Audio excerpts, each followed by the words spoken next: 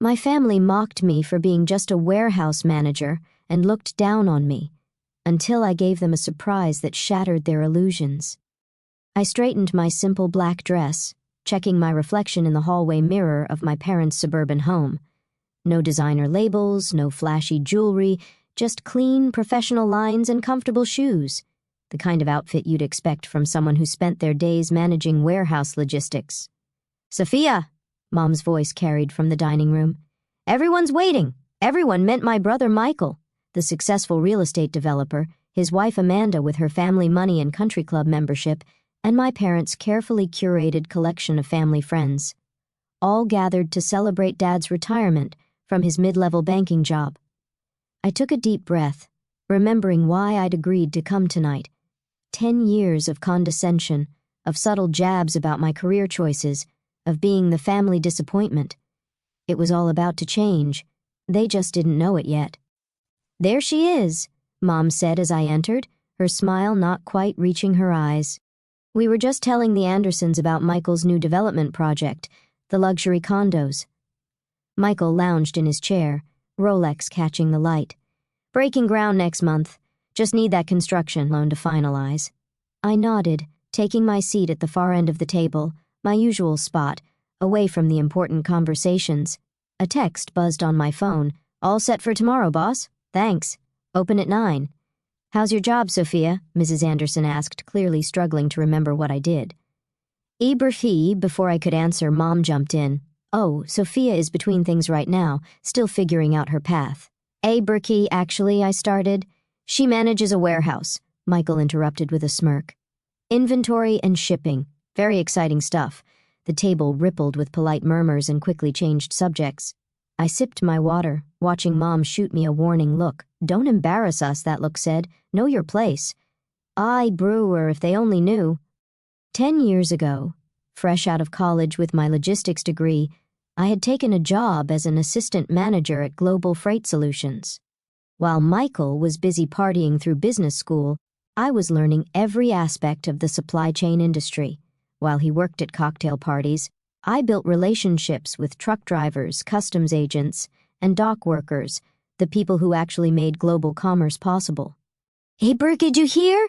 Amanda's voice cut through my thoughts. "The Richardsons' daughter just made junior partner at her law firm. Wasn't she in your class, Sophia?" She was," I replied calmly. "Jessica's doing well." See?" Mom seized the opening. "It's not too late to go back to school, honey. Law school, maybe an MBA, something respectable. I set down my fork. I like my job, Mom." "Burke, sweetheart." Dad joined in, his tone patronizing. "You're too smart to spend your life in a warehouse. Even that nice Martinez boy from church became a dentist." The nice Martinez boy had also asked me out last month, then ghosted me after learning what I did for a living. His loss. "Speaking of careers," Michael said, "Amanda and I are looking at vacation homes in Aspen. Once this development deal goes through, we'll finally be able to afford Iberca if it goes through," I murmured. The table went quiet. "Iberfa! What's that supposed to mean?" Michael demanded. "Iberher." I shrugged. "Construction loans are tough right now. Banks are tightening requirements, especially for luxury developments."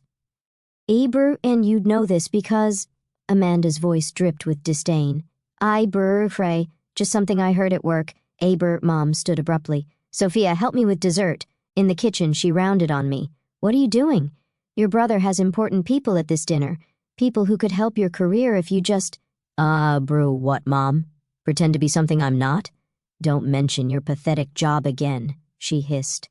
"It's embarrassing enough having to explain to our friends why you waste your potential in some warehouse. Who wants a warehouse manager in the family?" Michael called from the dining room, loud enough to carry. "Probably can't even afford the maintenance fees at my new development." Walked back in, calm settling over me like a shield. "You're right, probably can't. But tomorrow might bring surprises." "What's that supposed to mean?" Mom demanded. I smiled, "just that things aren't always what they seem."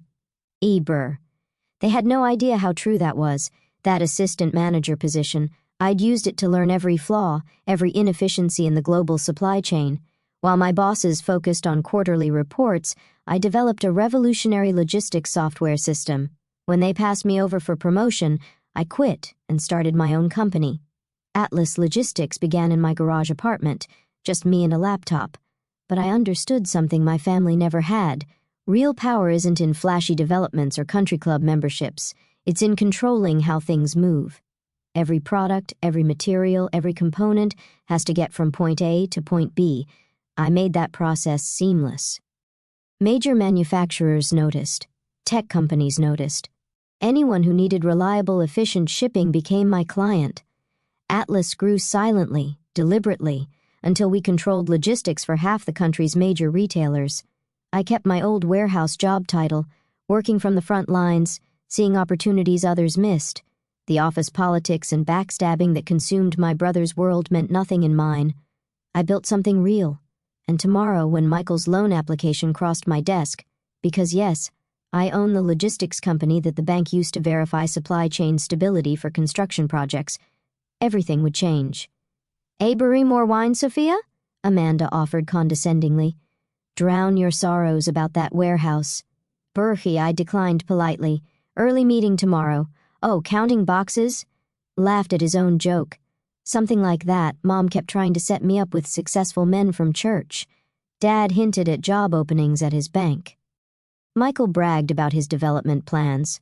I let them talk. In my car later that night, I called my assistant. "Everything ready for tomorrow?" "Berkey, yes, Ms. Martinez. The bank's due diligence team will discover that the proposed construction site has severe supply chain vulnerabilities. Atlas Logistics report will effectively kill the loan.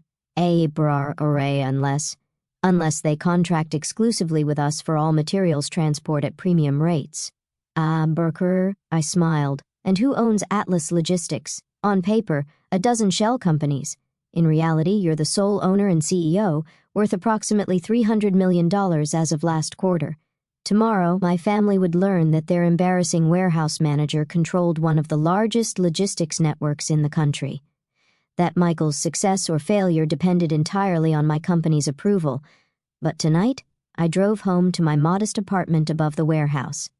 Tomorrow would come soon enough. A text from Mom.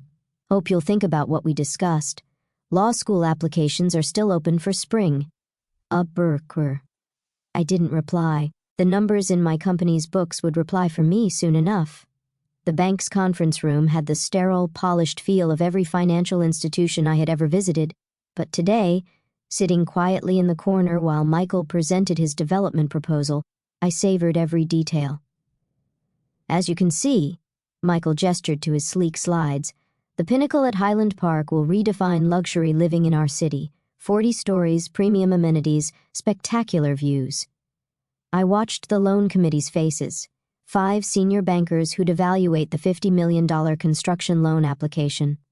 Mom and Dad sat near Michael, beaming with pride. They'd called in favors to get this meeting at the prestigious First National. "Very impressive, Mr. Martinez," the committee chair said. "However, we have some concerns about supply chain stability in today's market." "Oh, that's all arranged," Michael waved dismissively. "We've got contracts with multiple suppliers." "Actually," a new voice spoke up, "that's why I'm here." "Brewer." Everyone turned as Thomas Bradford, CEO of First National Bank, walked in. My parents' eyes widened. The CEO himself rarely attended loan committees. "Tom."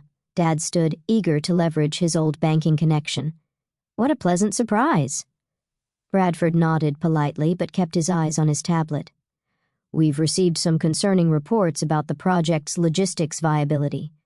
According to Atlas Logistics," the color drained from Michael's face. Atlas was the gold standard in supply chain analysis. Their reports could make or break major projects. "Berkey Atlas?" he stammered. "But they're just a logistics company. Surely the bank doesn't." "Berkey Atlas Logistics," Bradford continued, "controls 80% of construction material transport in this region. Their analysis suggests severe supply chain vulnerabilities at the proposed site. Without their support, material costs could increase by 40%. Michael's perfect presentation was crumbling, but we can find other transport companies." Birch, in theory, yes. In practice, Atlas has exclusive contracts with most major suppliers. They've revolutionized the industry. Very impressive company, very private. Broker. I shifted in my seat, enjoying the show. Brewer, what do you suggest? Mom asked anxiously. Well, Bradford checked his notes. Atlas has indicated they might consider a premium service contract. If you're interested, their CEO is actually here today. Brufy Michael looked around frantically. Here? Where? I stood up slowly, smoothing my simple black dress. Right here. Brewery, the silence was absolute. No, Michael whispered. Yes, Bradford smiled. Miss Martinez has been one of our most valuable clients for years. Atlas Logistics holds significant accounts with us. Brof Mom's hand flew to her mouth. Dad seemed to age 10 years in 10 seconds. Michael just stared, his expensive suit suddenly seeming like a child's costume. "Obro-you," he managed finally. "You're Atlas," I said calmly. "Founded it 10 years ago while managing that embarrassing warehouse job. But you never said anything. All those times you mocked my career, dismissed my potential, treated me like the family failure. I pulled out my own tablet. Let's talk about those supply chain vulnerabilities."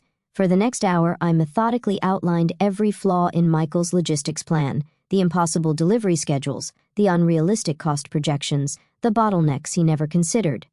Brr, this is absurd, he finally exploded. You're doing this to sabotage me. Brufy, no, I corrected. I'm doing my job, the same job you've ridiculed for years. Sophia, Mom tried, her voice shaking. Surely you can help your brother. Abrook family should support each other, I cut in, not tear each other down, not shame someone for their choices, not decide someone's worth based on appearances. Bradford cleared his throat. Perhaps we should discuss Atlas's premium service option. Berkey, I pulled up the contract. Triple our standard rates, exclusive 5-year commitment, non-negotiable. Triple? Michael choked. That would eat most of our profit margin. Welcome to the real world of logistics, brother, where actual work matters more than flashy presentations. Dad finally spoke up. All this time, while we were pushing you to change careers. I was building an empire, I finished, one warehouse at a time, one contract at a time, one innovation at a time. Shiv, the loan committee, shifted uncomfortably. Without Atlas's support, the project was effectively dead. Michael knew it, my parents knew it, everyone in that room knew it. The premium contract, Michael said finally, defeated. Can we see the terms? I sent the document to his tablet. As he read, his face went through a fascinating range of emotions, shock at the costs, anger at the conditions, and finally devastating realization at the signature block. This has to be approved by the CEO personally. That's right, I smiled. That would be me, the warehouse manager you're so ashamed of. From Mom started to cry quietly. Dad stared at his hands. The loan committee tried to look anywhere but at our family drama. Mr. Bradford, I said, standing. I believe we're done here, unless my brother would like to revise his proposal. Brufy, I'll need time to recalculate, Michael mumbled. As I walked out, Bradford fell into step beside me. That was rather dramatic. Brufy, sometimes lessons need to be dramatic to stick, and the premium contract, will you actually enforce those rates? In the elevator, my phone buzzed with messages, Mom begging me to reconsider, Dad asking to meet, Michael's wife Amanda suddenly very interested in getting coffee. But the message that caught my eye was from our warehouse supervisor. Loading dock needs approval on the Johnson shipment, boss. I smiled. Time to get back to my embarrassing job. The news spread through our social circle like wildfire. Sophia Martinez, the warehouse manager, was actually a business mogul. My parents' phones exploded with calls from friends suddenly eager to reconnect with their successful daughter. I ignored it all, focusing on what I'd always focused on, running my company. Ms. Martinez, my assistant Sarah, called through the intercom. Your mother's here again. It had been 2 weeks since the bank meeting. 2 weeks of avoided calls and declined invitations, but I couldn't hide forever. Send her in. Mom looked different, smaller somehow, without her usual perfectly coordinated outfit and immaculate makeup. She clutched her purse like a shield. "Ah, Brew, this is where you work?" she asked, looking around my office, not the corner warehouse office she'd imagined. Instead, the entire top floor of downtown's most prestigious building.